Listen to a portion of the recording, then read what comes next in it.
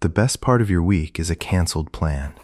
You're already dressed, shoes on, keys in hand, that low hum of dread sitting in your chest about an evening you agreed to weeks ago when it still felt far away. And then your phone lights up. "Hey, I'm so sorry. Something came up. Can we do it another time?" And you type back, "Oh no, that's such a shame." But you're already kicking off your shoes. You're already reaching for the soft clothes. There's a specific kind of joy that lives in a canceled plan. And if you know exactly what I'm talking about, this video is about you. Because here's what you've probably been told your whole life: that you need to get out more, that you're missing out, that something must be a little bit off with a person who'd choose a quiet apartment over a room full of people. And you've half believed it. You've wondered, quietly, if there's something wrong with you. So let me reframe the entire thing. The psychology of people who love staying at home isn't a story about avoidance or fear or being antisocial. It might actually be a story about a nervous system that's smarter than everyone gave it credit for. And by the end of this, I think you'll see that you're not doing life wrong. You might be doing it more honestly than most people ever manage. Let's start with what's actually happening in your body when you close that door behind you. We live in a world that never stops. Notifications, noise, other people's moods, the low static of 100 small obligations. And for most people, that's just the price of being alive. But for some of us, the outside world doesn't register as background. It registers as input. Every conversation, every facial expression, every "how are you," even the pleasant ones, even the ones you genuinely enjoy, all of it has to be processed. And processing costs energy. So by the time you get home, you're not being dramatic when you say you're full. You are, in a real sense, full. Psychologists have a name for the reason different people can sit in the exact same room and feel completely differently about it. They call it your optimal level of arousal. Not the exciting kind. Arousal here just means stimulation. How much input your nervous system needs to feel okay. Some people run low, so they go looking for more. More noise, more crowds, more plans. It's how they get to baseline. But if you're someone who loves staying home, your system reaches its limit faster. Not because you're fragile, because you're sensitive to signal. You're picking up more, so you fill up sooner. And this is where Carl Jung's actual definition of introversion matters, because almost everyone gets it wrong. Introversion was never about being shy. It was never about disliking people. Jung described it simply as where you get your energy back. Extroverts recharge out there, in the mix. Introverts recharge in here, in the quiet. So when you turn down the invitation, you're not hiding from anything. You're plugging yourself back in. Here's the part most people miss, though. Staying home isn't where nothing happens. It's often where your best thinking finally gets room to happen. Think about where your good ideas actually show up. Almost never in the meeting. Almost never in the crowded bar. They show up in the shower. On the slow Sunday morning. In that quiet hour before bed when nobody needs anything from you. That's not a coincidence.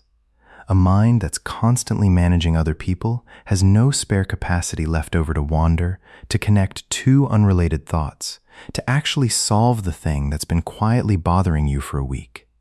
Low stimulation isn't emptiness. It's the exact condition creativity needs to switch on. And you've been giving that to yourself this whole time, in a room everyone else called boring. If any of this is landing, if you're recognizing yourself here, it genuinely helps this channel to hit subscribe. That's it. It's free, and it puts this in front of the next person who's been made to feel broken for loving their own quiet. Okay, back to it, because there's a deeper layer here. And it's the one that actually explains the pull. At home, you're in control. And I don't think most people realize how rare that is. Out in the world, you don't get to choose much. You can't control the volume, the lighting, who sits next to you, what someone says, whether the plan runs an hour longer than you agreed to. Your nervous system knows this, so it stays a little bit on, scanning, adjusting, ready.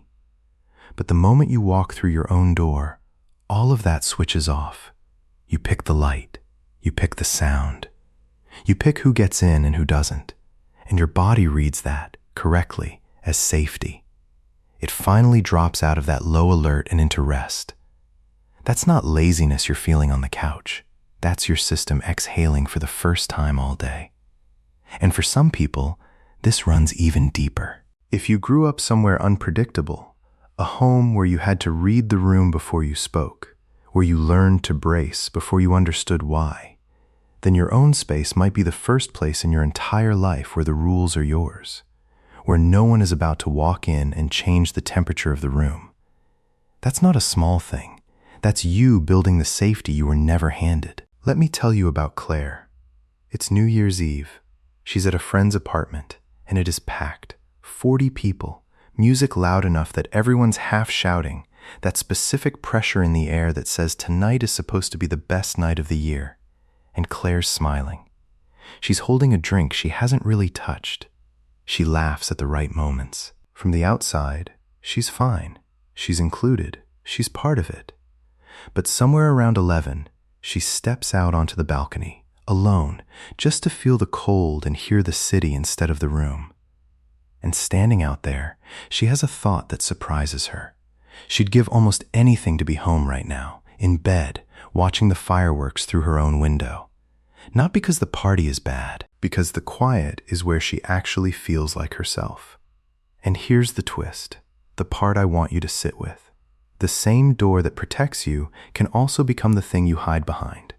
And from the outside, those two things look identical. Because there's a version of staying home that fills you up, and there's a version that slowly shrinks your world, and they can wear the exact same clothes. So you have to be honest with yourself with one quiet question. Do you stay home because it restores you? Or because leaving has started to feel heavier than it should? One of those is peace. The other is a room you've stopped being able to leave. And you don't need me, or anyone, to shame you about the difference. You just need to name it truthfully. Because if it's rest, protect it. And if it's fear, that's not a character flaw either. That's your system telling you it needs some gentle help getting back out. So let me give you 3 things to actually take from this. First, recognition. Ask yourself the honest question, the rest or retreat one, and answer it without judgment. Most people never even ask. Just knowing which one you're in changes everything about what you do next. Second, protect the recharge on purpose. Stop treating your quiet nights as the thing you do when nothing better comes up. They're not the leftover. They're the maintenance. Put them on the calendar like they matter, because they do. A night in that you chose is completely different from a night in you defaulted into. And third, this. Loving your own company doesn't mean something is missing in you. For a lot of people, it means the opposite. It means you have a self that doesn't dissolve the second the room goes quiet. So the next time someone asks why you're home again, you don't owe them a defense. You're not missing out on life. You're tuning into yours. That's the whole thing. In a culture built to pull you out of the house, to make you consume and perform and prove you're having fun, choosing the quiet on purpose isn't a retreat from the world. It's a way of staying connected to the one person you actually have to live with. And I hope, wherever Claire is next, New Year's Eve, she stops apologizing for wanting the window instead of the room. So tell me honestly in the comments, when you stay home, is it rest or is it retreat? I read these, and I think your answer might help someone else be honest about theirs. And if this made you feel seen, even a little, subscribe before you go. Loving the quiet shouldn't feel lonely, and it doesn't have to.